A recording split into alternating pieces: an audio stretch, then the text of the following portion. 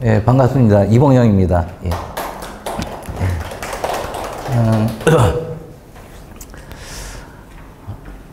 오늘 좀 빨리 끝내야 되나요? 아니면 시간적 여유가 좀 있으신가요? 왜냐면 그거에 따라 좀 달라질 수 있고요. 제가 한번 여쭤보고 싶은 거는 그 자제분들의 그 고등학교 진학에 있어서 특목고나 자사고에 좀 관심이 있으신 분들 있으신가요? 예. 근데 우리가 이제 고등학교를 갖다 어디 보내야 되냐는 궁극적인 목적은 대학이잖아요. 예. 우리 아이가 대학을 갖다 원하는과 원하는 대학에 가는 게 최종적인 목적이잖아요. 근데 이제 그걸 갖다 생각을 하려면 제가 어떤 답을 명확하게 특목고 보내십시오. 자사고 보내십시오. 자사고도 전국 단위 자사고를 보내십시오. 강역 단위 자사고를 보내십시오. 뭐 이런 얘기를 갖다 하기는 좀 어려움이 있습니다.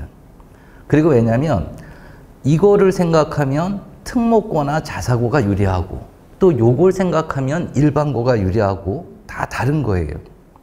근데 큰 줄기로 보면 이전보다는 2028학년도 지금 중3 학생들이 대학을 가는 그때는 지금 현재보다는 특목고나 자사고가 많이는 아니지만 저의 소견은, 제 생각은 조금은 유리해질 수 있는데 많이 유리해진다는 거는 지금 현재 상황은 아닌 것 같아요. 근데 유튜브를 통해서 이렇게 보시잖아요. 그럼 보통 설명회 같은 거는 저도 마찬가지지만 학원에서 설명회를 많이 하죠. 그렇죠? 그러면 특목고나 자사고를 부각시켜야지만 중등부 학원이 잘 될 거잖아요. 애들이 많이 들어올 거잖아요. 그래서 그것들은 웬만큼 감안하고 들으셔야 됩니다.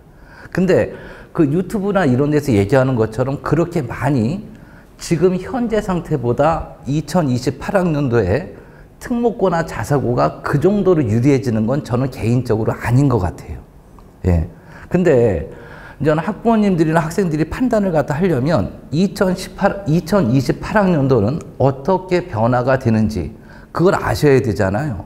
근데 문제는 지금 큰아이가 고등학생이라 지금 현재 체제의 입시를 알고 계시면 좀 더 수월하실 텐데 지금 현재 체제 입시를 모르시면 지금 아이가 중3이잖아요. 걔가 맞으라면 모르고 있는 상태이기 때문에 좀 어려움이 더 크실 수 있고 또 큰아이가 지금 고등학생이라 지금 현재 체제 아신다면 더욱더 혼란스러울 수도 있고 아무튼 2028학년도는 어려움이 좀 있을 것 같아요.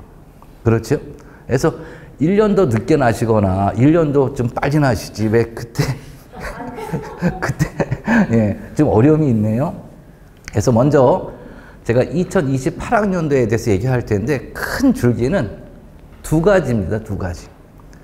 첫 번째는 고교 학점제. 그렇죠? 1학년 1학기서부터 3학년 2학기까지 192학점을 이수해야지만 졸업이 되는 거예요. 근데 또 아이들이 공부하다 보면 이수를 못할 수도 있잖아요. 그러면 유급이 돼서 고등학교를 4년 다니거나 이런 일은 발생되지 않습니다. 뭐 보충이나 이런 걸 통해 가지고 대학으로 얘기하면 썸머스쿨 같은 거 있잖아요. 네, 공부를 지지도 안 하고 대학생이 된데도 철이 아직 안 들어가지고 공부를 열심히 안 하면 F 빵꾸 나잖아요. 그럼 졸업을 못하게 되면 여름에 여름방학 때 남들 놀 때 그렇죠? 그때 학교 가가지고 뭐 학점을 이수하거나 이런 것들 있잖아요. 예. 예, 그런 식으로 다 보충이나 이런 걸 통해서 다시 이수할 수 있게끔 그래서 3년 동안 아무튼 졸업은 가능할 수 있게끔 이렇게 방향은 잡았어요. 그래서 고교 학점제에 대해서 지금 얘기를 할 거고요. 그 다음에 또 한 가지는 뭐냐면 수능을 보는 과목이 달라집니다. 그렇죠?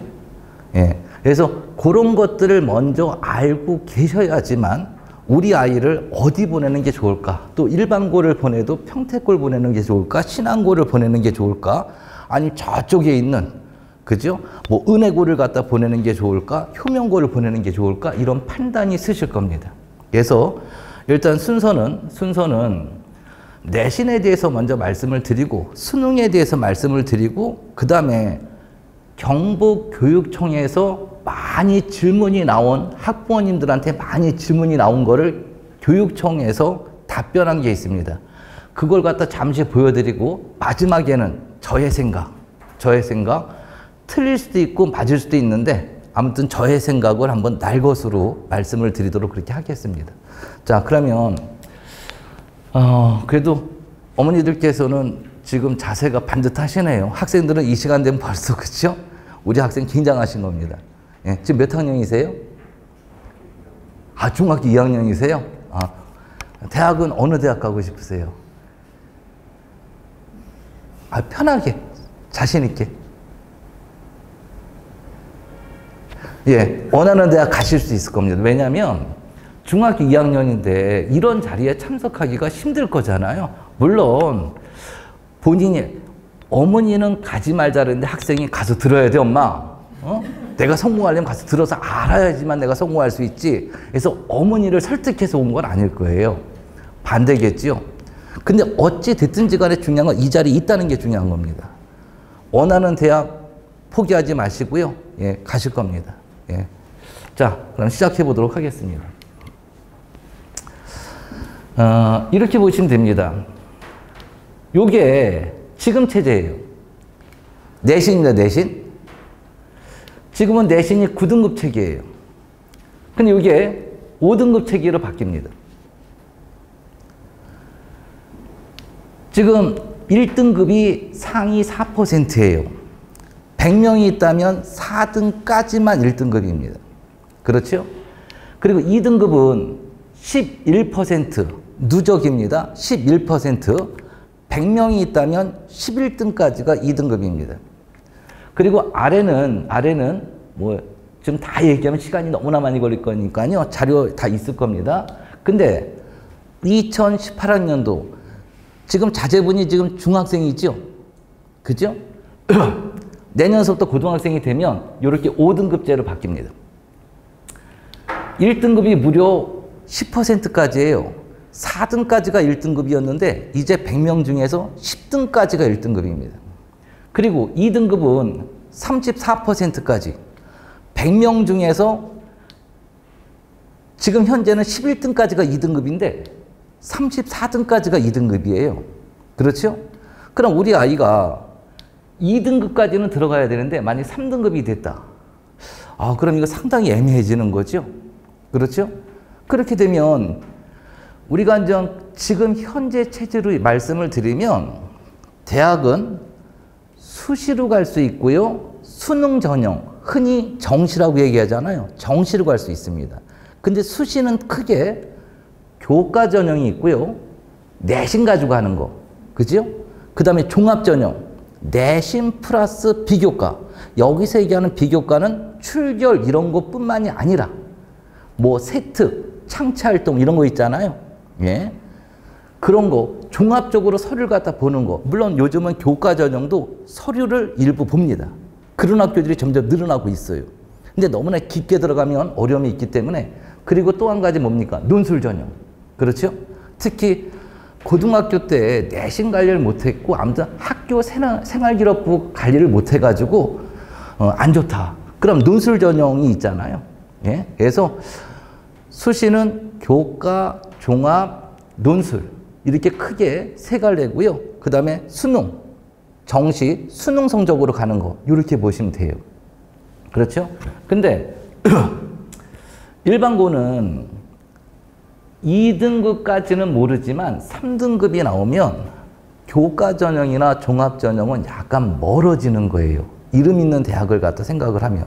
그리고 특목고나 자사고나 이런 데는 아무래도 경쟁이 치열하지요. 내신을 잘 맞기가 힘들잖아요. 그런 데들은 제 개인적인 생각은 3등급 때 초반까지는 괜찮지 않을까라는 생각을 가져봅니다.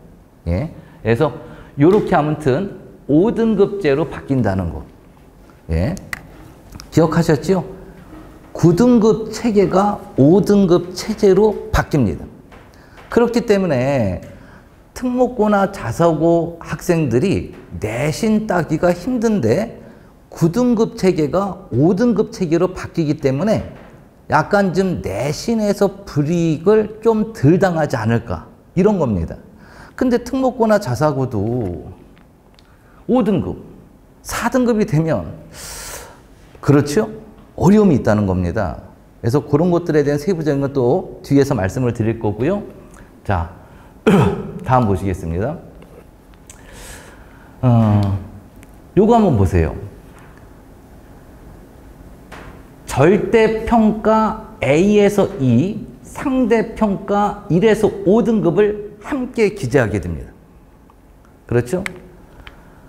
9등급 체계가 5등급 체계로 바뀌잖아요. 5등급 체계로 바뀌는데 상대평가 1등급에서 5등급이 표시가 되고요. 게다가 절대평가 A, B, C, D, E 어떤 게 될지 모르겠지만 같이 표기가 된다는 거예요. 그렇죠? 자, 그 다음에 근데 이런 것들 있잖아요. 이런 것들 체육, 예술, 교양 이런 것들은 과학탐구 실험은 절대평가만 기재합니다. 1등급에서 5등급은 기재하지 않는 거예요. A에서 E까지. 그 다음에 이 교양은 P. P라는 건 뭐냐? 패스를 얘기하는 거예요. 패스. 예. 거의 영향을 받지 못하는 거죠. 대학감에 있어서 이렇게 그렇게 보시면 되고요. 근데 요거 좀 눈여겨보셔야 됩니다. 사회교과, 과학교과에 융합 선택 과목이 있어요. 사회교과가 6개 과목이고요. 과학교과가 3개 과목인데 요거는 상대평가는 하지 않습니다. 1등급에서 5등급 같은 거는 기재되지 않아요. A에서 E까지 절대평가만 기재가 됩니다. 그래서 우리가 이제 상대평가라는 거는 내가 몇 점을 맞았냐가 중요하지 않습니다. 몇 등 했냐가 중요한 게 상대평가예요. 그죠? 근데 절대평가는 몇 등이 중요한 게 아니에요. 그죠? 몇 점을 맞았냐가 중요한 거예요.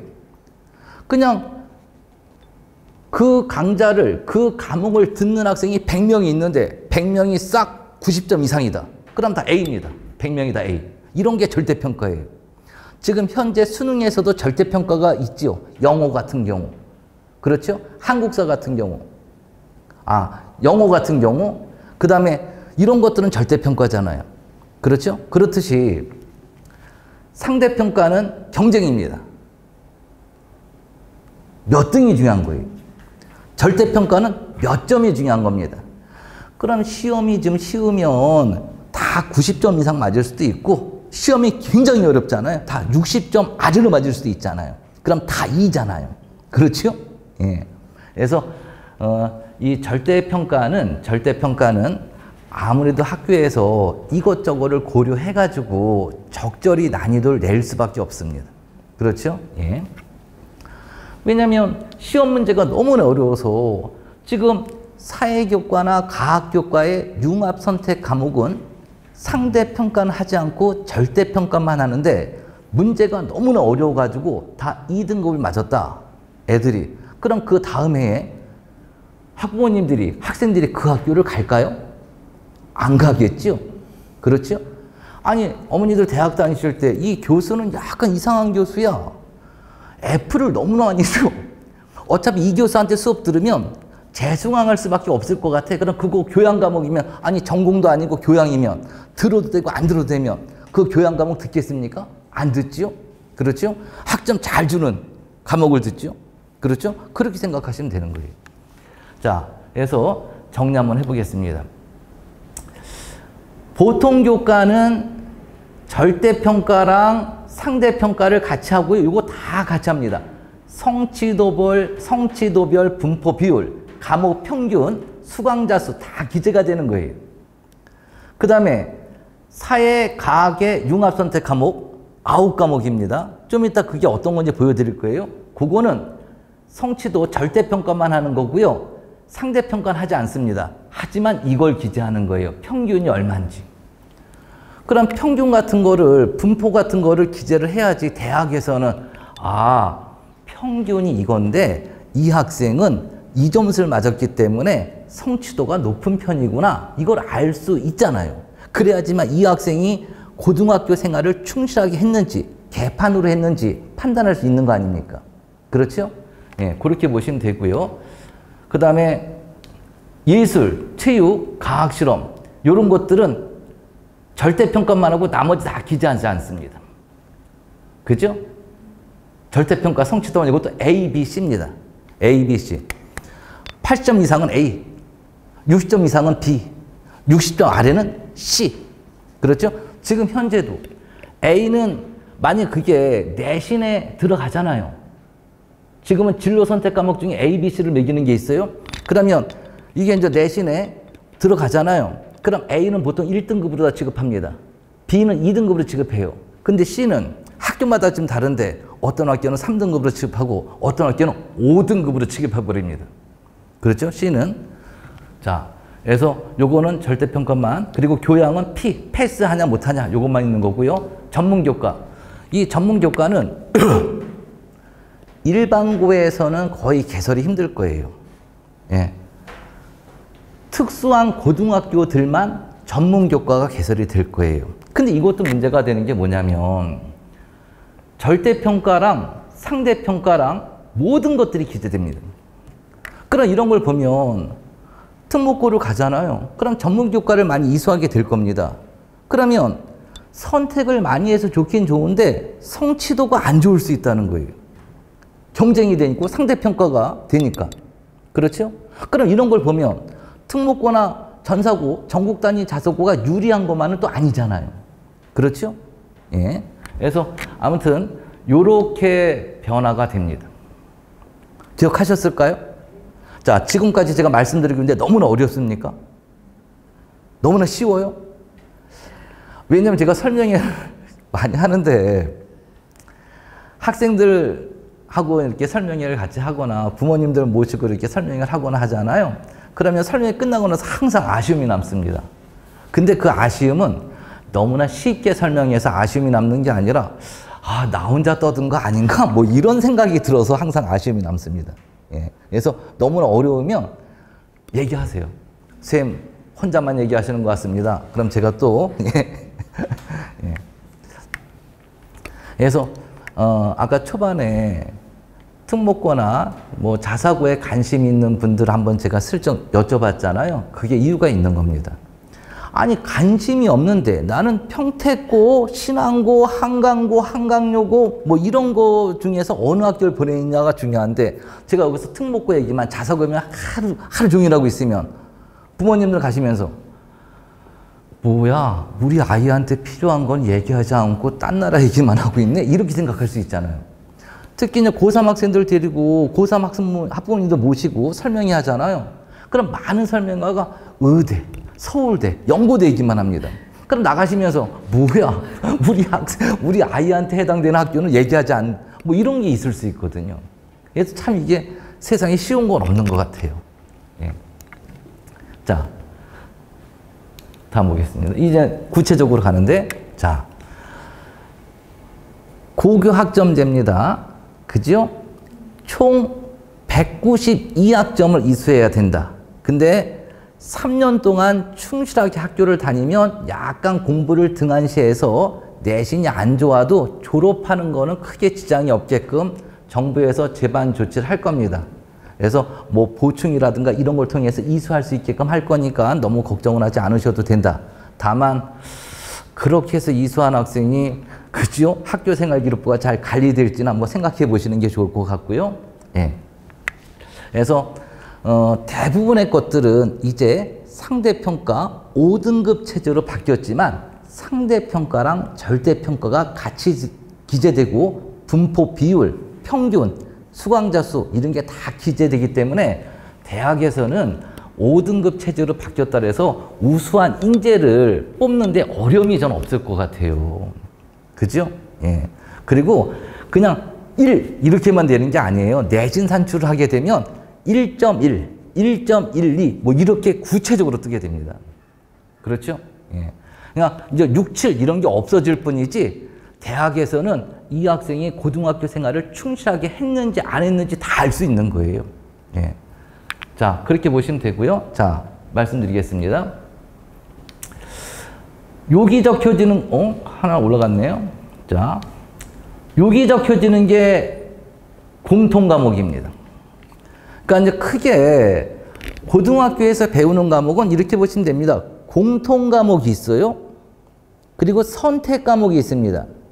근데 선택 과목은 일반 선택이 있고요. 진로 선택이 있고요. 융합 선택이 있고요.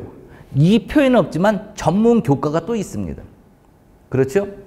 자, 근데 여기 있는 공통 과목들은 그냥 1학년 때 배운다 라고 보시면 됩니다. 그리고 1은 1학기, 2는 2학기 이런 식으로 보통 될 겁니다. 그렇죠? 근데 이게 192학점을 6으로 나눠주잖아요. 1학년 때 1학기, 2학기, 2학년 때도 1학기, 2학기, 3학년 때도 1학기, 2학기, 6학기잖아요. 6으로 나눠지면 191을 6으로 나눠지면 32입니다. 한 학기에 32학점을 평균적으로 이수해야 되는 거예요. 그럼 그걸 갖다 애들이 월, 화, 수, 목, 금까지 다니잖아요. 그럼 5로 나눠주면 하루에 6시간 남짓 들어야 됩니다. 수업을. 여러분, 부모님들, 어머님들 대학 다니실 때 보통 3학점은 일주일에 3시간 들어있는 거잖아요. 그냥 비슷하다고 보시면 돼요. 예. 근데 그러다 보니까는 월요일 6시간, 화요일 6시간, 수요일 6시간, 그죠? 목요일 6시간, 금요일 8시간. 그럼 32시간이잖아요. 보통 이 정도로 생각해야 됩니다. 그렇죠? 그러니까 아이들은 기존 체제보다 조금 수업에 대한 부담은 줄어든 것 같지만 크게 줄어들진 않았습니다. 자, 그래서 이렇게 보시면 되고요. 이게 이제 일반 선택 과목이에요. 그러니까 공통 과목에서는 한국사, 통합사회 다음 장 보시면 통합과학이 있습니다. 그러니까 1학년 때 배우는 것 중에서는 통합사회, 통합과학 그게 이제 수능에 포함되는 거예요. 요거 색이 요런 색으로 돼 있는 거 있잖아요. 요런 색으로 돼 있는 거 있잖아요. 요게 수능 시험 과목입니다. 그렇죠? 이건 아니에요. 이건 아까 얘기했던 사회 과목하고 과학 과목의 융합 선택 과목이 있잖아요. 그렇죠? 이거는 상대평가는 기재가 상대평가는 안 하고 절대평가만 한다는 거예요. 요거는.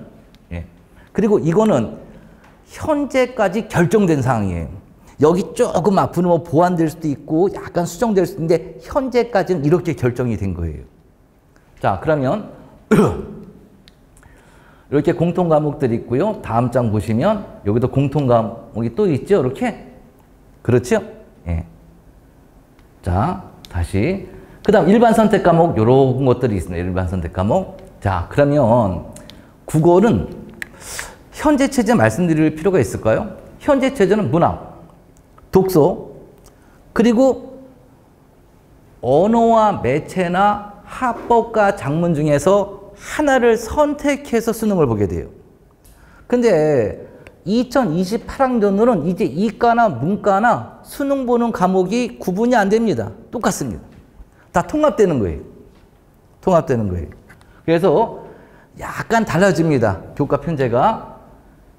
합법과 언어, 그 다음에 독서와 작문, 문학, 문과나 이과나 다 국어는 요거를 보는 거예요. 그렇죠? 아니 그럼 문학 원래 있었잖아. 독서 원래 있었잖아. 언어와 매체, 합법과 작문 중에 선택인데 이게 아이들의 부담이 줄어든 건가? 그냥 여기까지만 얘기하겠습니다. 저는 줄어든 것 같지가 않아요. 그렇죠? 갑자기 약간 좀 안 돼 보입니다. 왜냐면 공부할 게 줄어든 거라고 정부에서는 말씀하시는데 줄어든 것 같지가 않아요. 예? 자, 국어 되셨죠? 수능에 포함되는 거. 그 다음 수학입니다. 대수. 지금의 수학원입니다. 그죠? 지수함수, 로그함수, 삼각함수 이런 거 나오는 거 있잖아요. 예, 그게 대수라고 이름만 바뀐 거예요. 미적분원. 이게 지금 현재 수투입니다. 수학2. 그죠? 함수의 극한 미분, 적분 나오는 거. 그게 미적분원입니다. 확률과 통계. 요즘 문과생들이 보통 보는 확률과 선택. 그러니까 지금 현재는 수학원 바뀐 거에 대수입니다. 수학2 바뀐 거에 미적원입니다. 그 다음에 확률과 통계, 미적분, 기하 중에서 택 하나잖아요. 그렇죠? 이과생들은 보통 미적분이나 기하를 선택하고 문과생들은 흔히 확률과 통계를 선택하잖아요. 근데 문이과 구분이 없어지고 이게 수능에 나오는 겁니다. 그렇죠? 그러면 대수가 이름이 대수로 바뀌었을 뿐이지 수학원, 미적분원, 수2가 미적분원으로 바뀌었을 뿐이지 똑같고 문과생들이 보는 확률과 통계. 그러니까 지금 현재의 문과생들의 과목이 이제 2028학년도의 수능입니다. 그럼 아이들의 부담은 이과생들은 미적을 안 하는, 기하를 안 하는 부담이 줄어들었다고 볼 수도 있지만 확률과 통계보다 미적이 더 수월한 학생이 있지 않을까요? 그렇죠? 아이들마다 다르지 않을까요? 우리 어머니들 학교 다닐 때 경우예수 재미있었어요? 확률 재미있었습니까? 이 말이 그 말 같고 그렇죠? 예. 오히려 딱 떨어지는 미적분이 좀 더 그죠? 예. 학생들마다 다른 겁니다. 그러면 과연 이게 부담이 줄어들었다고 볼 수 있을까요? 미적이나 기하를 안 본다 해서? 예, 여기까지만 얘기하겠습니다. 영어 1, 영어 2는 지금하고 똑같습니다. 그렇죠? 예. 그래서 보시면 이게 이제 국수형 수능 시험범위입니다. 그리고 한국사, 통합사의 통합과학. 그럼 저는 과학이나 사회도 말씀드려보면, 자,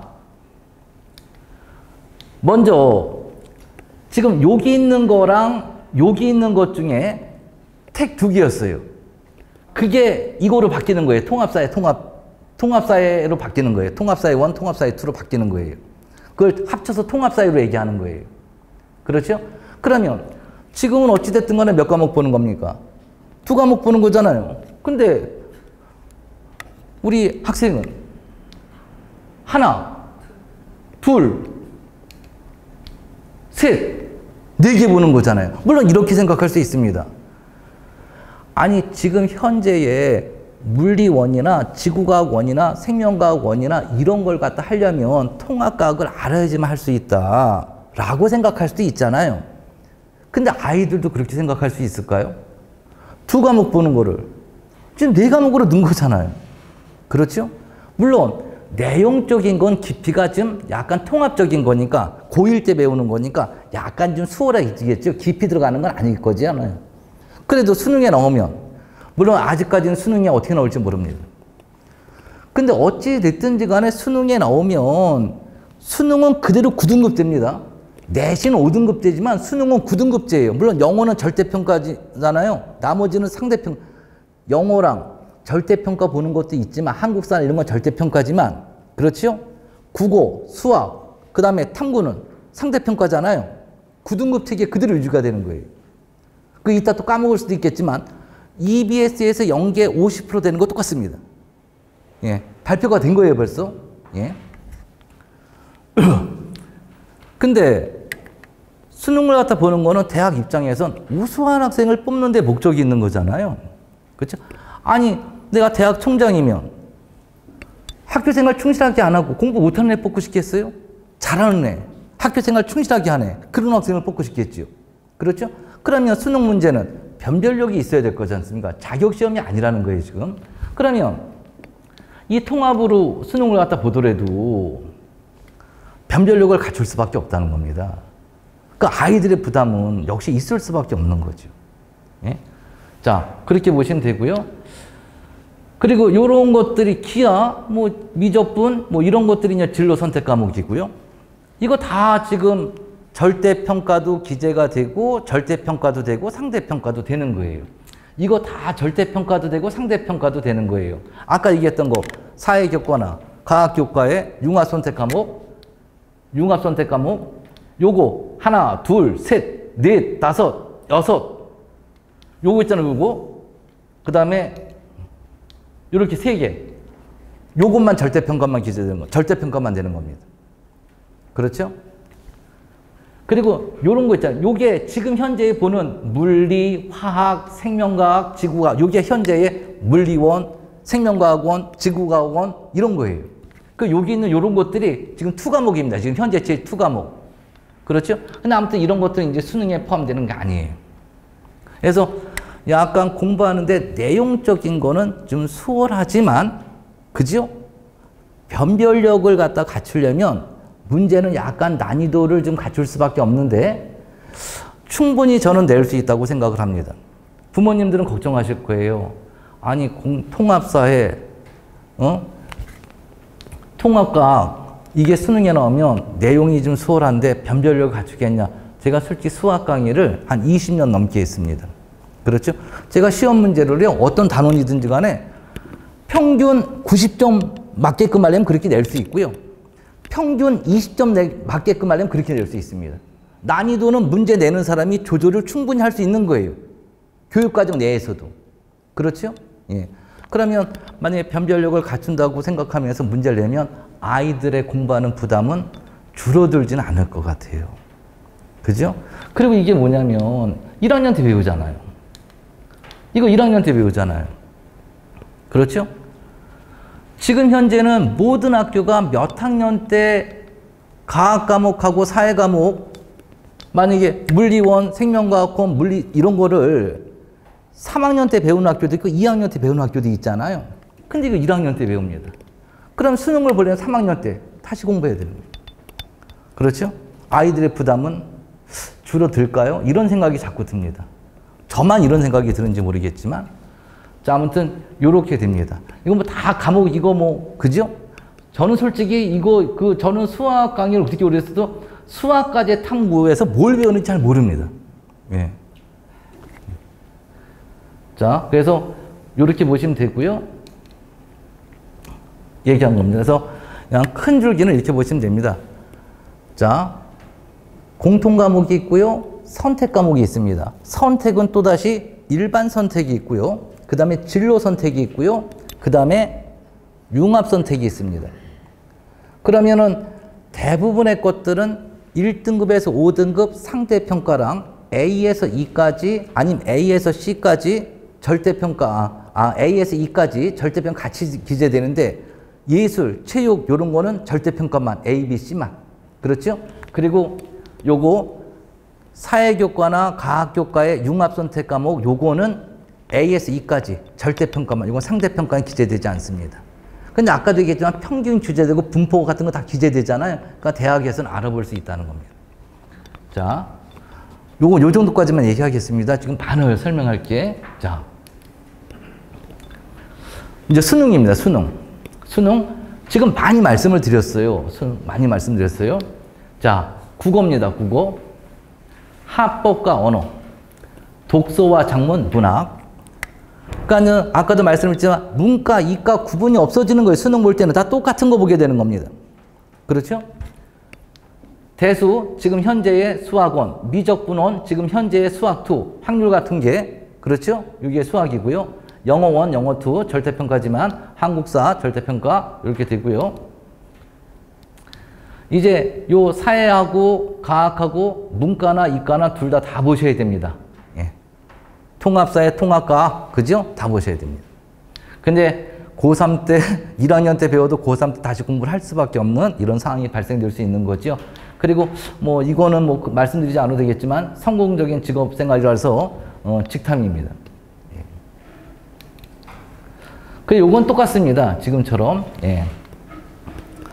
한문하고 제2외고 중에 선택해서 보게 되는 거고요. 자, 이게 수능입니다. 그래서 어떻게 보면 고등학교 입학해서 1학년 때가 생각보다 중요합니다. 1학년 때 배우는 것 중에서 수능에 포함되는 거는 통합과학, 통합사회가 핵심적인 거잖아요. 그죠? 그죠? 근데 아이들은 보통 1학년 때 내신이 좀 안 좋잖아요. 그럼 많이 실망을 해요. 그럼 할 수 있는 얘기는 엄마, 나는 정시파야. 내신 관리 안 할 거야. 오로지 나는 수능 준비만 할 거야. 그렇죠? 그렇게 얘기하는 학생들이 있고요. 그 정도로 얘기하면 또 괜찮습니다. 엄마, 나는 의대가 목표로 공부하잖아. 근데 지금 1학년 때 내신이 안 좋아서 그냥 학교 그만, 뭐 이런 얘기 하잖아요. 이러면 상당히 힘드실 거예요. 근데 생각보다 많습니다. 지금 검정고시 생각보다 상당히 많아요. 예. 우리 학생은 절대 그런 생각하지 마세요. 예. 잘 끝까지 잘 학교생활 충실히 하시는 게 좋습니다. 예. 그래서 고등학교 1학년 때 우리 아이가 이 고등학교를 가서 잘 생활할 수 있을까를 많이 생각해 보세요. 1학년 때 좀 어려움이 있잖아요. 그러면 물론 나는 수능으로 하는 정시, 수능 위주의 그 수능을 보고 대학을 가겠다. 근데 그것도 앞으로 입시가 어떻게 바뀔지 어떻게 합니까? 예, 지금 제가 잠시 말씀을 드리면, 정시, 수능으로 대학을 가잖아요. 그럼 오로지 수능만 가지고 뽑았습니다. 근데 지금 현재는 점점 어떤 게 걱정이 되냐면 서울대는 내신 같이 봅니다. 정시에서도요.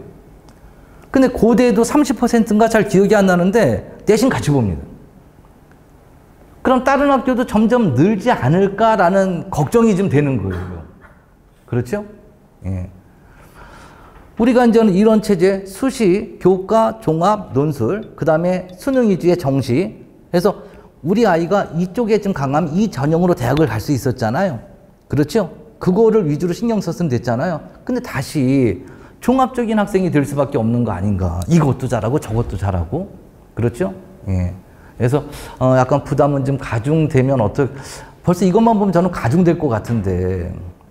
그냥 이거를 만드신 분들은 아이들을 생각하시면서 또 아이들의 미래를 생각하면서 또 국가의 미래, 통합, 융합적인 사고를 가질 수 있게끔 이런 생각을 가지면서 이렇게 만드신 것 같은데, 그냥 저는 교육자잖아요. 아이들의 입장만 생각하면 약간 아이들이 부담이 줄어드는 건 아니지 않나, 이런. 물론 어떻게 보면 자기가 듣고 싶은 걸 선택해서 듣기 때문에 재미나게 공부할 수 있는 것도 있을 것 같아요. 어떤 미래에 보면 어차피 이렇게 방향은 바뀔 수밖에 없는데 과연 우리나라에서 이게 좀 시기적으로 적절한가, 이런 고민은 좀 해볼 수밖에 없겠죠. 네. 제가 괜히 또 사설 얘기하게 되면 또 길어지니까 계속 보도록 하겠습니다. 이거는 그냥 좋은 얘기입니다. 좋은 얘기예요. 좋은 얘기인데 거기 다 유인물에 있을 텐데 그냥 한번 쭉 읽어보시면 될 것 같아요. 이건 쭉 한번 읽어보시면 될 것 같아요. 자, 통합형, 융합형 수능 과목 체제로 변경됩니다. 예? 그럼 이건 뭐냐면 문이과가 통합된다 이렇게 보시면 돼요. 편하게. 그 다음 이거 출제 범위에 포함된 과목 수가 줄어듭니다. 아니 전체는 줄어든다고 얘기할 수도 있지만 학생들이 봐야 되는 수능 과목도 줄어드나? 저는 이게 무슨 말인지 모르겠어요. 그럼 이거를 네 자료 아니냐? 아닙니다. 제 자료가 아니에요. 이거는 나라에서 얘기한 거를, 정부에서 얘기한 거를 제가 긁어서 PPT 자료에 삼은 거예요. 예? 그 다음에 EBS, 요거는 뭐 무슨 말인지 아시죠? EBS 연계 교재는 50% 계속 유지를 한답니다. 그렇죠? 한번 읽어보시고요. 예. 정부의 얘기입니다. 자, 핵심은 이거죠. 핵심은 이겁니다. 우리 아이를 이제 어느 고등학교에 보내야 되냐. 이 핵심은 이겁니다. 근데 제가 이제 이렇게 말씀을 드렸어요. 초반에. 답은 없다. 답은 없다. 자제분하고 어머니, 아버님이 가족끼리 고민해가지고 의논해가지고 결정을 하실 수밖에 없습니다. 저는 최대한 정보를 제공하는 차원이다 라고 보시면 됩니다. 자, 그럼 먼저 학생 성향에 대해서 한번 얘기를 나눠보도록 하겠습니다.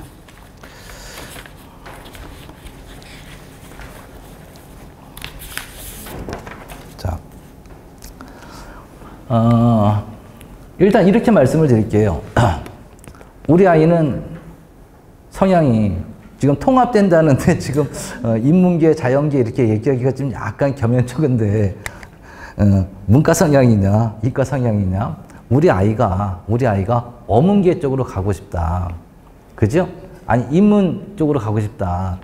그러면 일반고를 가셔도 되고요, 외고를 가셔도 되고요, 국제고를 가셔도 되잖아요. 그렇죠? 근데 우리 아이가 의대를 가고 싶어 해요. 그럼 외고 보내시면 될까요? 안 된다는 거예요. 일반고는 상관없겠죠. 우리 아이가, 그렇죠? 공학계를 가고 싶어 해요. 그럼 외고 보내시면 될까요? 아닌다는 겁니다. 그렇죠? 예. 그냥 기본적인 게 이거예요. 그리고 우리 아이가 공학계열을 가고 싶다. 그럼 일반고도 보내도 되고요. 영재고를 보내도 되고요. 가학고를 보내도 되고요. 자사고를 보내도 되잖아요. 물론 인문 성향이어도 자사고도 됩니다. 그렇죠? 근데 자사고 가는 많은 애들은 자연계 쪽으로 많이 선택을 할 거예요. 그래서 아까 이제 뺐는데, 그래서 자사고는 오히려 약간 자연계 쪽으로 치우치지 않을까라는 생각이 듭니다. 자, 그 다음에 우리 아이가 의대를 가고 싶어 한다. 의대를 가고 싶어 한다. 그럼 일반고 보내셔도 되죠. 자사고 보내셔도 되죠. 물론 자사고는 전국 단위 자사고도 있고요. 광역 단위 자사고도 있습니다. 그럼 전국 단위 자사고 중에 가장 대표적인 학교는 어디가 있을까요? 외대부고, 그죠? 상산고, 이런 데가 전국 단위 자사고예요. 하나고, 이런 데가 전국 단위 자사고. 여기서 가까운 데 있죠. 천안 북일고, 그런 데가 전국 단위 자사고입니다. 그렇죠? 광역 단위 자사고는 그 도에서, 그렇죠? 그 시에서, 이런 게 그냥 광역 단위 자사고예요. 이렇게 보내시면 되고요. 근데 우리 아이가 의대를 가고 싶다. 그럼 가고 보내시면 안 되는 거예요. 그죠? 가고는 공학계열이나 이런 데로 원하시면 보내셔도요. 우리 아이를 의대 보내고 싶으시잖아요. 그럼 가고는 아닌 겁니다. 예. 이해 가시겠어요? 예. 가고 가는 게 의대를 가는 게 더 수월하다고 생각할 수도 있는데, 만약에 가고 갔는데 의대를 지원하잖아요. 의대를 가잖아요. 그럼 가고는 뭡니까? 다 장학생이죠? 그죠? 다 뱉어내야 됩니다. 그렇죠? 그리고 가고는 의대를 보내기 위한 학교가 아니에요. 네. 정리 한번 해보겠습니다. 아주 간단해요. 자, 우리 아이가 문과 성향이고 문과 쪽 관련 학과를 갈 거다라고 생각하면 일반고 괜찮고요. 외고 괜찮고요. 그 다음에 전국 단위 자사고나 강역 단위 자사고도 괜찮을 수 있는데 약간 그쪽은 이과 쪽 애들이 많고, 그렇죠? 예, 그렇게 보시면 되고요. 우리 아이가 자연계, 이과 성향이고 공대나 뭐 공학계열 쪽으로 가고 싶다. 그렇게 되면 일반고 괜찮고요. 영재고 괜찮고요. 가학고 괜찮고요. 자사고 괜찮고요. 다 괜찮습니다. 그렇죠? 근데 우리 아이가 의대를 가고 싶어 한다. 그럼 영재고나 가학고는 아니라는 겁니다. 일반고나 자사고입니다. 되시겠죠? 자, 아주 기본적인 거고요. 그 다음에 이런 거예요. 지금 이 성향이라는 게 너무나 광범위한 거예요. 저는 지금 큰 줄기에서 뭐 문과 성향, 이과 성향, 뭐 의학계열 이렇게 말씀드렸잖아요. 그 다음에 성향을 좀 더 광범위하게 말씀을 드리면 이런 겁니다.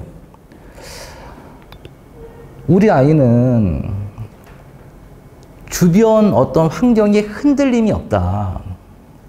그냥 묵묵히 어느 공간에서든지 간에 묵묵히 공부를 할 수 있다. 그럼 어딜 보내셔도 상관없어요. 좀 아까 말씀드린 거로다 어딜 보내셔도 상관없어요.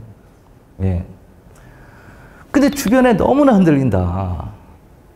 그러면 약간 좀 학업에 대한 어떤 열정이 없는 그런 학교를 보내잖아요.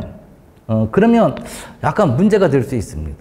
어느 순간 그냥 뭐 부모님들이 흔히 얘기하는 친구 잘못 만나서, 그렇죠? 예, 다른 학생 부모님도 똑같이 생각하실 건데 아무튼 예, 주변은 뭐 흔들리잖아요. 그 학교는 공부하는 분위기가 아니다. 그런 걸 좀 신경 쓰셔야 될 것 같아요. 근데 이제 이렇게 보시면 되는 거죠. 어떤 거냐면 의대를 생각을 하잖아요. 의대를 생각하게 되면 일반고를 보내셔서 내신을 퍼펙트하게 맞는 거예요. 내신을 퍼펙트하게 맞은 다음에 수능 최저학력 기준을 통과하는 겁니다. 근데 수능 최저학력 기준이 의대는 좀 높아요. 예. 4개 등급합이 5. 1등급 3개. 그러니까 국어, 수학, 영어, 탐구 이렇게 돼 있잖아요. 근데 지금 현재 체제를 얘기하는 겁니다.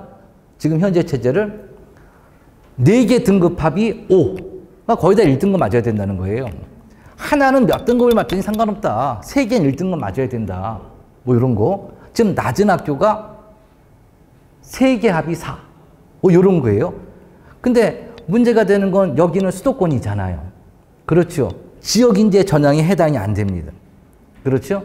그래서 불이 나게 지금 저 지방으로 가가지고 지역인재 전형이나 농어촌 전형을 생각하시면 안 됩니다.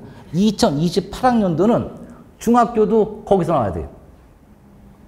그죠? 중학교도 거기서 나와야 되고 고등학교도 거기서 나와야 되고 최근에 바뀐 거예요. 그렇죠? 예.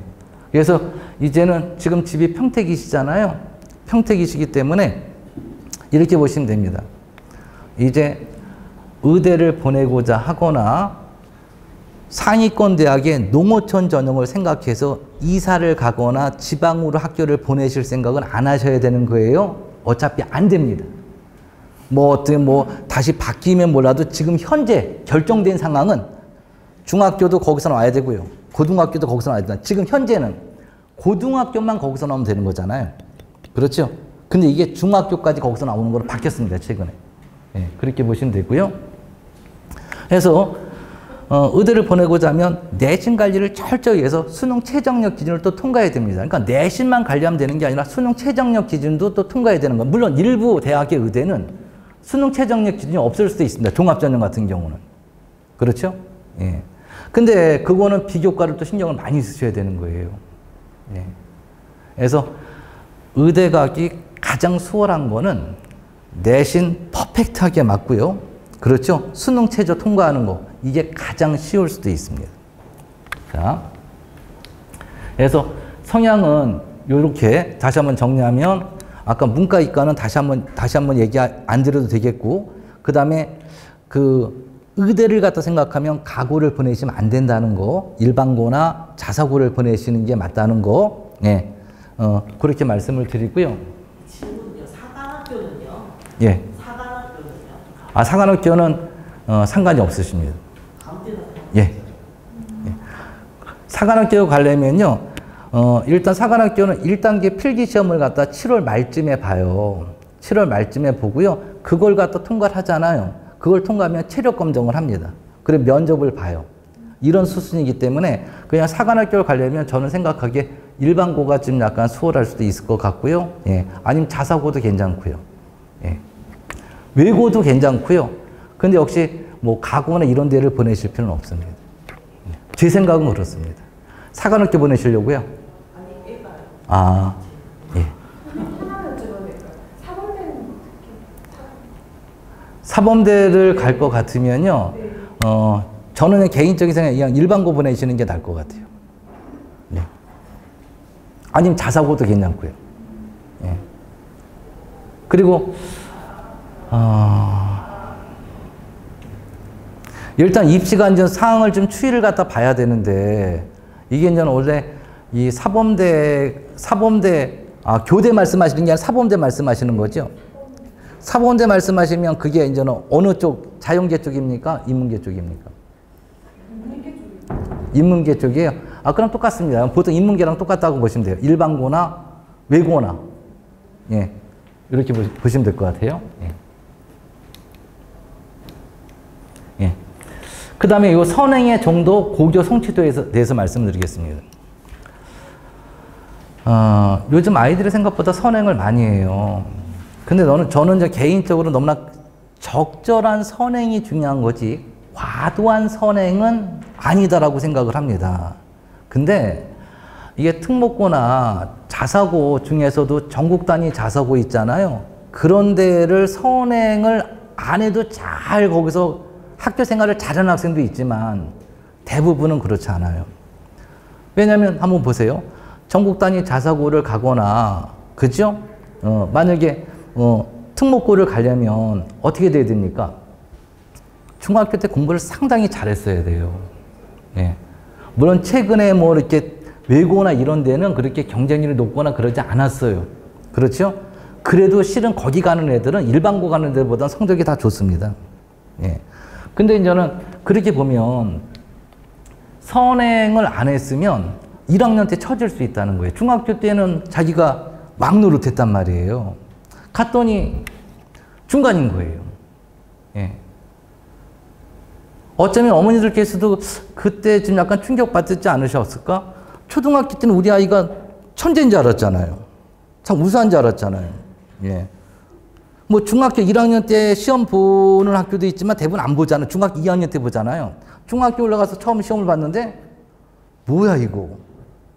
A도 아니고 B도 아니고 C도 아니고 E가 있을 수 있잖아요.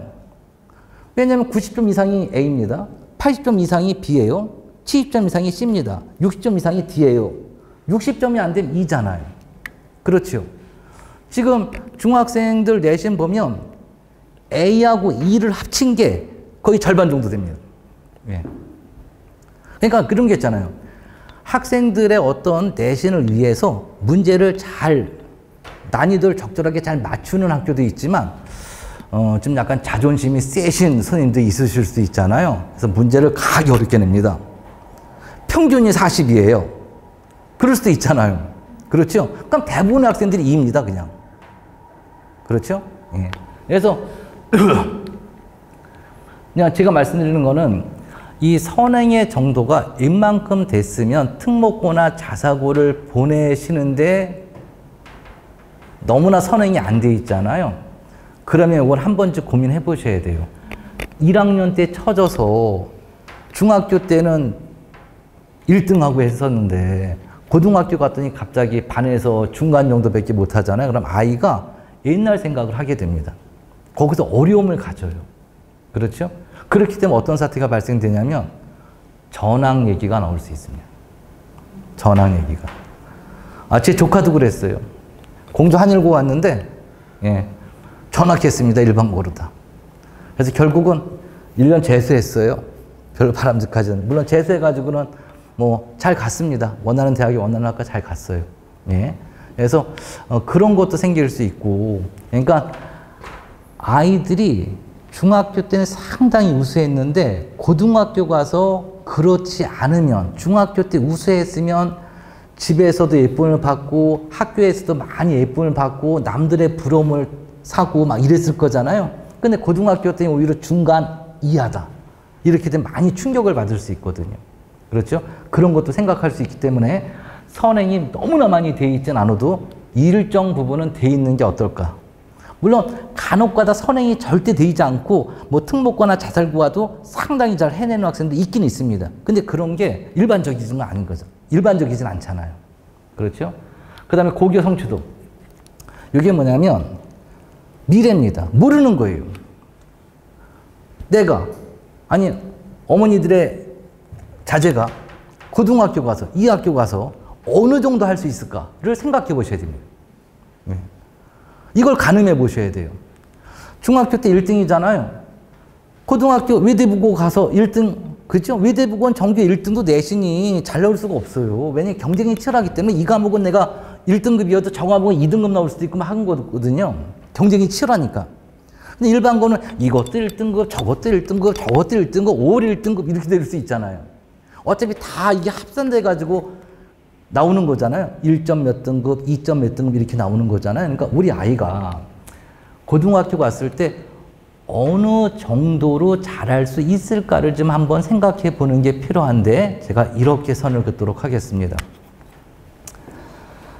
특목고나 전국 단위 자사고나 강역 단위 자사고나 흔히 많이 관심이 있는 일반고 말고 이런 데를 보내시려고 했을 때 우리 아이가 가서 2등급 이내는 맞을 수 있을까? 9등급 체제에서 2등급이 아니에요. 5등급 체제에서 2등급입니다. 예. 그렇죠? 그리고 아주 최악. 2등급은 안 돼도 3등급 때 초반. 이 정도는 맞아야 될 것 같습니다.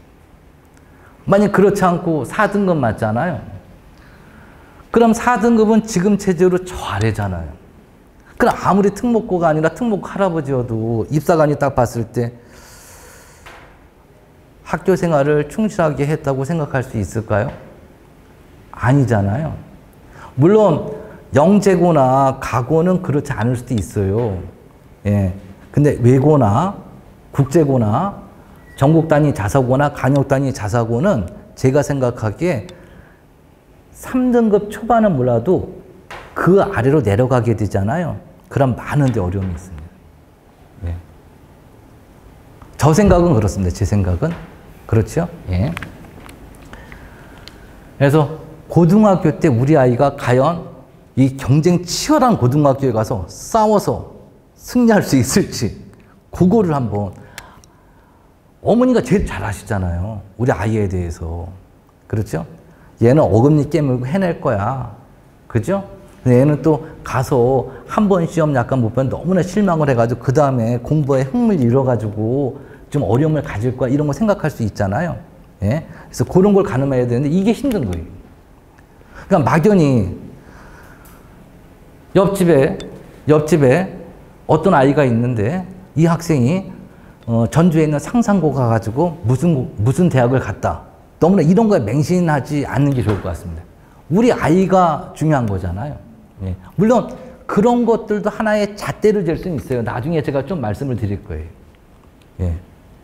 그래서 근데 요것도 제가 생각하기에는 1학년 때가 중요합니다. 1학년 때 잘 버텨줘야 돼요. 1학년 때. 예. 그리고 한번 생각해 보십시오. 지금 이런 겁니다. 어떤 거냐면 이런 얘기를 해요. 어떤 얘기를 하냐면 많은 설명회를 갖다 듣다 보면 유튜브 같은 데서 이런 얘기를 해요. 지금 일반 고등학교는 전국적으로 1667개가 있답니다. 그리고 특목 자사고는 100개밖에 안 된대요. 근데 서울대 합격자를 보면 일반고가 48.4%, 자사고가 16.6%, 가학고가 13.9%, 외고 국제고가 9.5%예요. 그러면 자사고, 가학고, 외고, 국제고를 합치면 계산이 잘 안 되는데 30에다가 한 40 정도 되네요. 근데 일반고는 1667개고 특목 자사고는 100개밖에 안 되는데 거기 대학 가는 거는 반반이잖아요. 서울대 가는 거는. 그러면 학부모님들은 이렇게 설명을 하면 우리 아이는 특목 자사고네. 이렇게 단순하게 생각할 수 있는 거예요. 근데 어떤 거냐면 특목 자사고 간 학생이 만약 내신이 4등급이에요. 4점 몇 등급이에요. 그렇죠? 그래서 대학을 잘 못 갔습니다. 예를 드는 거예요. 예를. 근데 우리 아이의 친구는 중학교 땐 비슷하게 했는데 일반고 가가지고 내신이 1점대 초반인 거예요. 그래서 얘는 의대 갈 수도 있는 거잖아요. 그렇죠? 그러니까 제가 말씀드리는 건 뭐냐면 중학교 때 보통 특목고나 자사고 가는 학생들은 다 최상위권이라는 거예요. 거의 다. 그렇죠? 걔가 특목 자사고를 갔으니까 내신이 4점대가 나올 수 있는 거지 일반고를 가면 당연히 1점대 초반도 나올 수 있는 거잖아요. 이런 생각을 하시면 그죠? 예. 그래서 제가 이제 생각하는 거는 이렇다는 거예요. 그래서 요런 어떤 통계적인 수치 때문에 무조건 특목 자사고다. 이렇게 결정을 보시는 건 아니라는 얘기예요. 예. 그래서 일단 아이의 성향 연결되는 겁니다. 아이의 성향, 고등학교 가서 어느 정도 내신이나 비교과 관리를 할 수 있을까? 이런 걸 갖다 생각을 해보실 수밖에 없다. 그 다음에 선행의 정도는 요거는 너무나 안 돼 있어도 그렇죠. 너무나 많이 돼 있을 필요는 없지만 웬만큼은 돼 있는 게 어떨까라고 생각을 그래야지 고1 때 좀 버텨줄 겁니다. 예. 그 다음에 이거 고교 개설 강좌. 고교 학점제잖아요. 일반 고등학교는 그 학교에 또 특목고도 마찬가지에 그 학교에 모든 강좌가 다 개설될 수 없습니다. 이건 물리적으로 불가능한 거예요. 그렇죠? 불가능합니다. 그리고 전문 교과는 그걸 갖다 수업할 수 있는 선생님들이 어쩌면 좀 그렇잖아요. 이거 학교 선생님들을 무시하는 건 아니에요. 예. 왜냐면 없는 게 또 생기는 거잖아요. 그렇죠? 예. 그러니까 저도 학원 강의라면 수학 강사라고 말씀드렸잖아요. 그렇죠? 입시가 바뀔 때보다 문제 요인이 바뀔 때도 공부를 다 다시 해야 됩니다. 그래서 만약에 전문 교과라든가 아니면 예를 들어서 진로 선택 과목 중에 어떤 것들은 흔히 얘기하는 뭐 이런 과목 아니고 약간 좀 생소한 이름의 과목들은 선생님들도 이제 공부를 하셔서 아이들을 지도할 수밖에 없는 상황이 발생될 수도 있는 거잖아요. 그래서 물리적으로 모든 교과가 개설될 수는 없는 겁니다. 그래서 A라는 고등학교를 다니는 학생이 B라는 고등학교에서 그걸 이수할 수 있다는 거예요. 아니 마치 최종적인 결정이 안 된다면 교육청이나 어떤 교육기관에서 어떤 걸 개설하는 거죠. 그걸 갖다 이수하는 거죠. 뭐 온라인 같은 경우로다. 그렇죠? 그런 거 앞으로 추이를 봐야 되는 거예요. 그렇죠? 근데 전문 교과는 아무튼 많은 것들이 개설되는 학교들은 특목고나 자사고 이런 데서 많이 개설이 더 될 겁니다. 그래서 이렇게 보시면 돼요. 이론적으로는 우리 학교에 개설되지 않아도 옆 학교에 개설된 걸 가서 듣고 이수할 수 있다.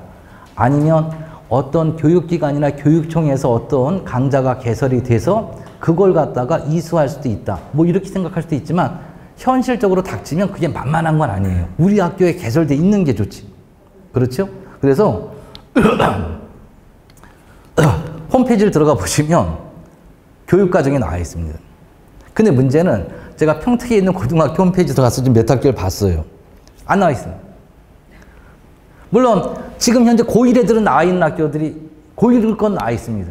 근데 지금 현재 중3 애들 건 아직 안 나와 있어요. 네. 그래서 제가 지금 뭐라고 말씀드릴 수가 없어요. 근데 지금 현재 고1 애들 거를 지금 제가 몇 학교를 봤는데 그래도 평택고가 좀 약간 좀 개설 강좌는 잘 돼 있는 것도 같다. 라는 느낌을 좀 받았습니다. 제가 평택고하고 전혀 관련이 없습니다. 예. 그리고, 뭐, 신앙고도 좀 그렇고요. 그래서 그래도 제가 보기에는 평택에서는 대학을 잘 보려는 학교들이 교육과정은 현재에서는 좀 약간 낫지 않나. 라는 생각을, 느낌을 받았습니다. 예. 근데 지금 현재 중3 애들이 고등학교 될 때 교육과정이 있잖아요. 그 편제, 강좌 개설은, 안 떠 있습니다. 예. 그래서 조만간에 뭐 뜨겠지요. 아이들 입학 처리되면 뜨겠지요. 예. 그래서 한번 그걸 보고 우리 아이가 관심이 있는 그런 과목들이 개설되냐. 이걸 갖다 생각해 봐야 되는데 말이 쉽지. 그렇잖아요. 아니 그 과목에 어떤 내용이 나오는지도 잘 모르는데 내가 좋아하는 게 있는지 근데 만약 관심이 있다면 그래도 이것도 참고해 보시는 게 좋다라는 말씀을 드리는 겁니다. 예. 그리고 이 선배들의 대학 입결이라는 건 어떤 걸 말씀드리는 거냐면 좀 요거에서 고교 개설 강좌는 또 이렇게 보시면 됩니다. 그래도 이런 건 알 수 있잖아요. 우리 아이는 무슨 과를 가고 싶어 한다. 뭐 반도체 공학과를 가고 싶어 한다. AI 융합학부를 가고 싶어 한다. 뭐 이런 것들이 있잖아요. 그렇죠? 그러면 그 대학 홈페이지를 가보면 그 대학에 들어가 보면 핵심 과목이 있습니다. 이과에서 고등학교 때 이수하면 좋은 과목들. 그 다음에 권장 과목 이런 것들이 떠 있어요. 그럼 그런 것들이 내가 가려고 하는 고등학교에 개설이 되는지 이런 걸 한번 생각해 보실 수 있는 거잖아요. 다시 한번 얘기할까요? A라는 대학에서 가라는 학과를 지원하려면 고등학교 때 이 과목을 들어야 된다. 핵심 과목. 그 다음 이 과목은 들으면 좋겠다. 권장 과목. 이런 것들이 발표가 됩니다. 근데 또 어떤 대학은 발표하고 어떤 대학은 발표하지 않잖아요. 그렇죠? 그러면 항상 기준은 어디입니까? 서울대에 들어가는 건 서울대. 서울대에 들어가면 서울대에 있는 과랑 다른 학교에 있는 과들이 있잖아요. 그럼 서울대에 들어가면 그 과에서 핵심 과목이고 권장 과목이 있잖아요. 그게 내가 가고자 하는 고등학교에 개설이 되는지를 한번 살펴보시는 겁니다. 이거 실은 말은 쉬운데 상당히 어려운 거예요. 그렇죠? 우리 학생 지금 원하는 대학이 있잖아요. 가고자 하는 대학이 있잖아요. 그 대학 홈페이지 들어가서 아니면 서울대 홈페이지 들어가서 가고자 하는 학과 핵심 과목이 뭔지 권장 과목이 뭔지 알아보는 거 말은 쉽지만 실천으로 옮기기 힘들다는 거예요. 그렇죠? 예. 그래서 한번 해보시면 많은 도움이 되실 거예요. 그래서 그 과목, 핵심 과목이나 권장 과목들이, 예. 근데 지금 떠 있는 것들은 대부분의 고등학교에 다 있을 거예요. 예. 만약에 공대를 가고자 한다. 그럼 미적분 같은 거 듣는 게 좋겠죠? 그렇죠? 예. 선배들의 대학 입결은 이렇게 보시면 됩니다. 나는 수시로 다 대학을 가고 싶은데 그 고등학교에 수시로 다 대학 보내는 애들이 많은지 정시로 다 대학 보내는 애들이 많은지, 그러니까 하루아침에 바꾸긴 힘든 거예요. 천천히 바꿀 수 있어도. 그러니까 수시에 좀 특화된 학교들이 있고요. 정시에 좀 특화된 학교들이 있어요. 그렇죠? 예. 그렇죠? 나는 지금 수시로 다 대학을 가려고 하는데 그 자사고가 수시로 다 대학을 많이 보내는지 정시로 대학을 많이 보내는지 이런 것도 생각을 해볼 수 있잖아요. 그렇죠? 그래서 요거는 선배들의 대학 입결 제가 잠시 말씀을 드릴게요. 어머니들 지금 가서 저녁 준비하시고 해야 되기 때문에 또 좀 마음이 급해지네. 제가 마음이 급해지면 안 되는데. 자, 수시입니다. 자,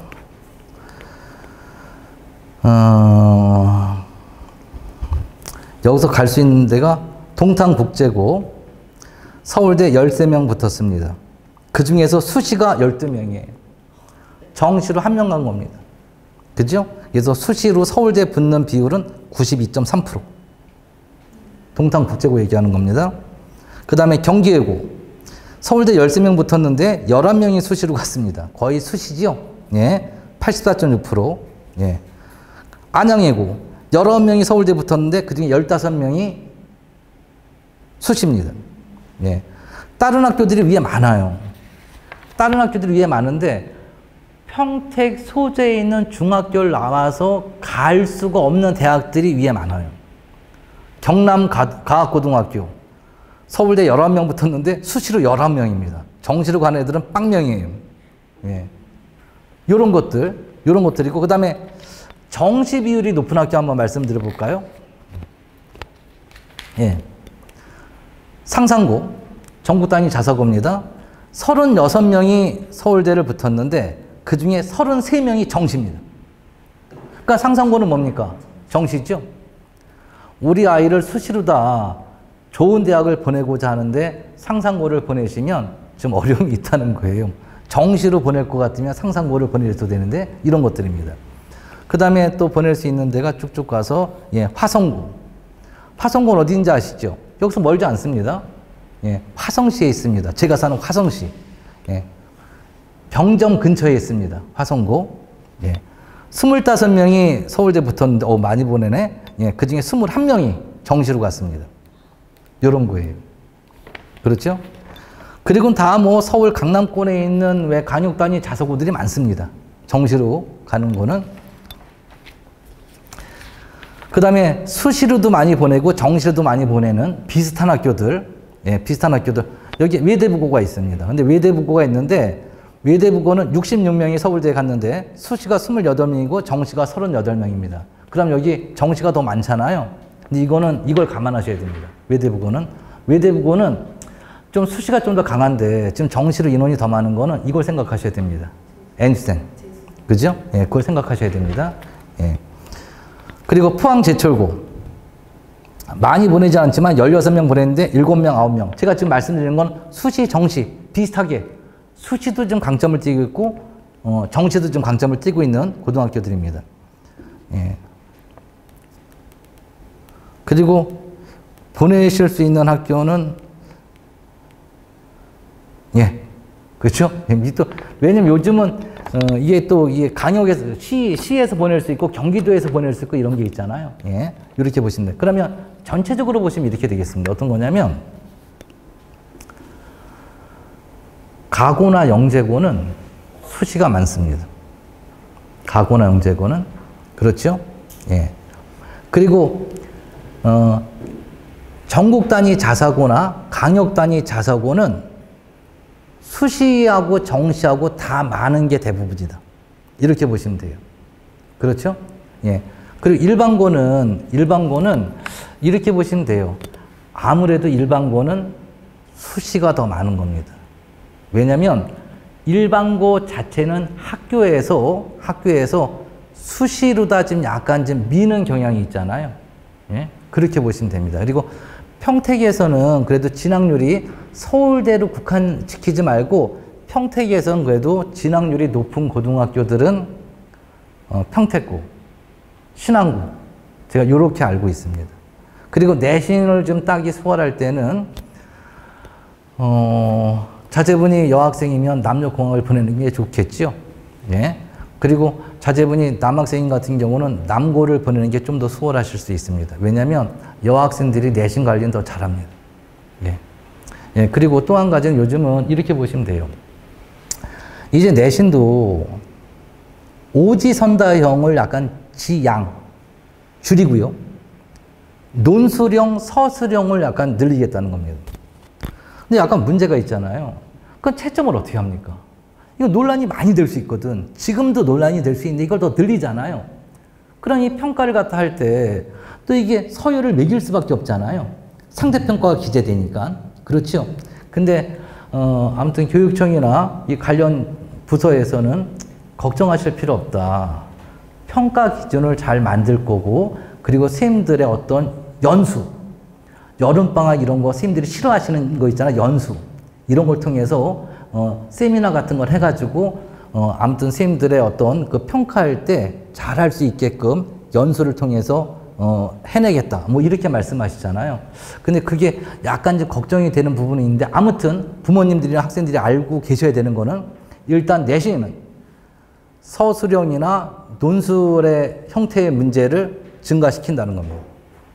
그렇죠? 그래서 그런 것들을 잘 쓰시려면 하나를 알아도 제대로 알아야지만 쓸 수 있는 거지. 그죠? 기계적으로 암기만 한다면 제대로 쓸 수가 없는 겁니다. 그래서 깊이 있는 공부가 필요하다. 그럼 깊이 있는 공부가 되려면 즐길 수 있어야 되거든요.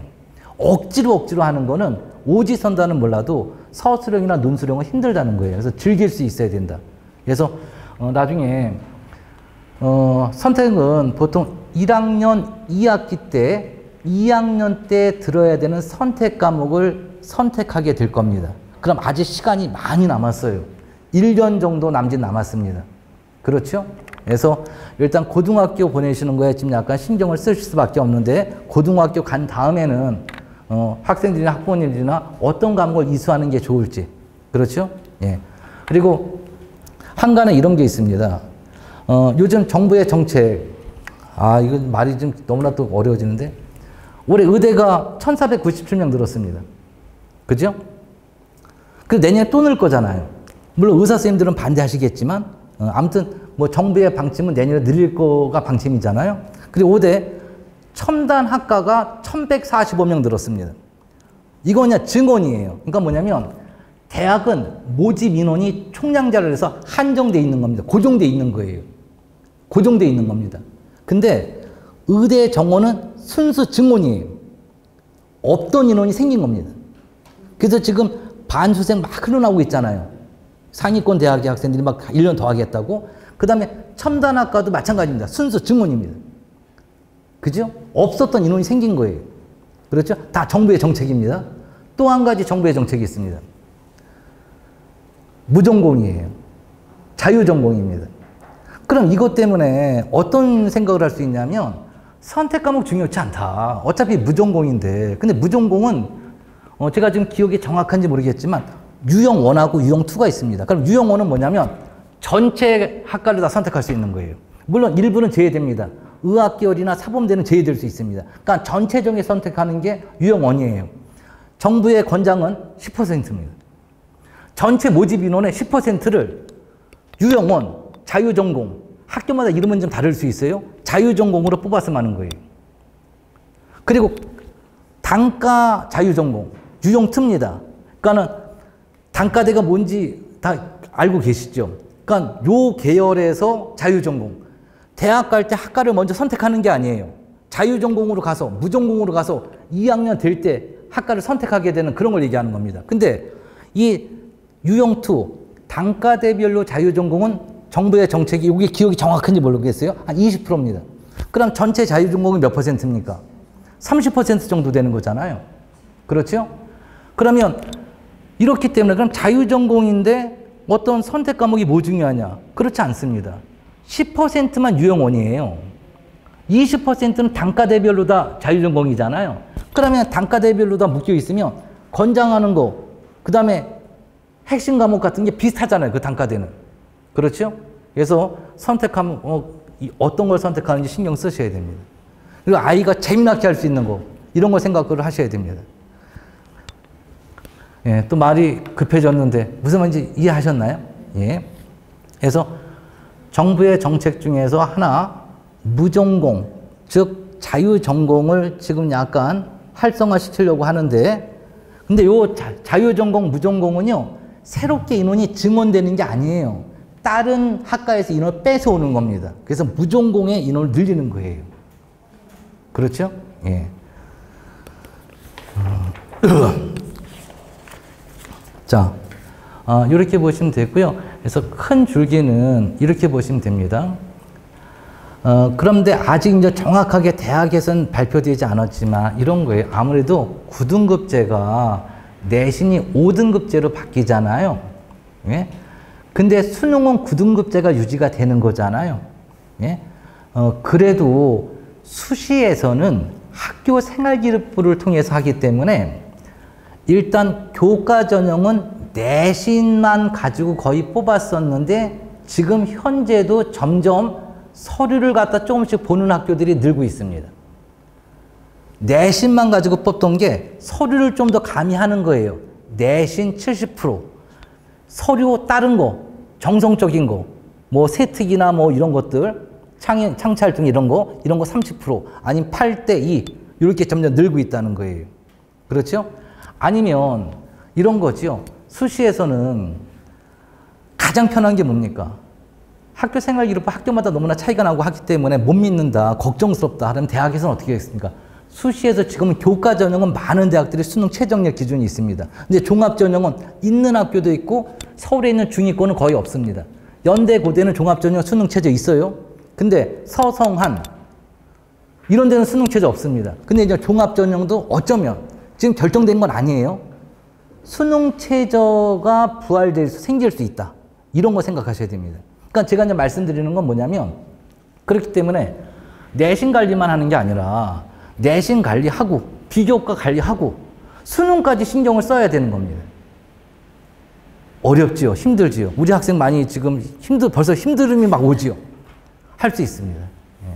그래서 이제는 다행인 거는 공통 과목도 있고 하지만 선택을 자기가 좋아하는 거, 또 대학에서 제가 전공하고 싶어 하는 거랑 관련 있는 거, 이런 것들을 선택해서 들을 수 있기 때문에 가급적이면 아이가 재미나게 공부할 수 있는 길을 자꾸 열어주시는 게 좋아요.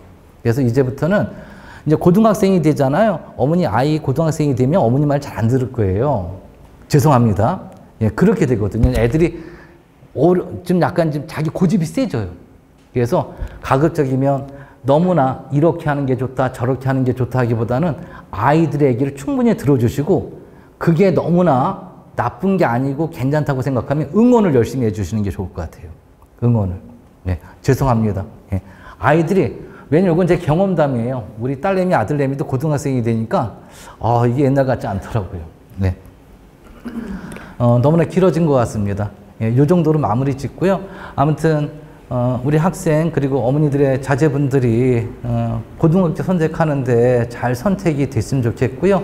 그리고 거기서 또 학교생활 충실하게 해서 원하는 대학의 학과에 들어갈 수 있게끔 기원하도록 하겠습니다. 여기까지 하겠습니다. 예, 고생들 하셨습니다. 예.